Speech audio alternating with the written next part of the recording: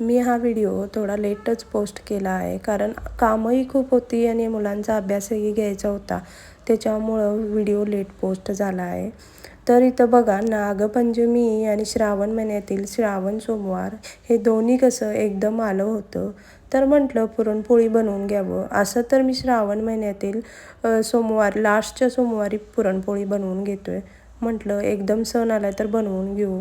तर इथं पुरणपोळी बनवायला घेतली होती. तर नागपंचमी का केली जाते, नागपंचमीचं काय महत्त्व आहे? तर नागपंचमी म्हणजे शेतकरीच्या मातीशी जोडलेली श्रद्धा. पावसाळ्यात शेतीत हिरवळ दाटलेली असते, पीक जोमाने वाढत असते. याच काळात नागाचाही वावर खूप वाढतो. नाग हा शेतातील उंदरासारख्या पिकांचं नुकसान करणाऱ्या जीवावर नियंत्रण ठेवतो. त्यामुळेच काय होतं की शेतीच्या निसर्गचक्रात त्याचं महत्त्व आहे. म्हणूनच बघा, आपल्या गावाकडे नागदेवताची पूजा करून शेताच्या पिकाचं आणि घराचं रक्षण व्हावं, भरघोस पीक यावं, बळीराजाच्या घरात सुख समाधान नांदावं, अशीच मनोभावी प्रार्थना केली जाते.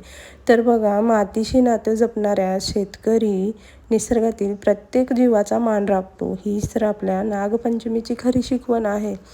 नाग हा निसर्गाचा मान राखतो, मातीशी नातं जपतो आणि उन्हाळ्यात पावसाळ्यात पर्वा न करता आपल्या कष्टाने धान पिकवणाऱ्या माझ्या त्या बळीराजाला मनापासून सलाम. कारण शेतकरी आहे म्हणूनच आपल्या घरची चूल पेटते.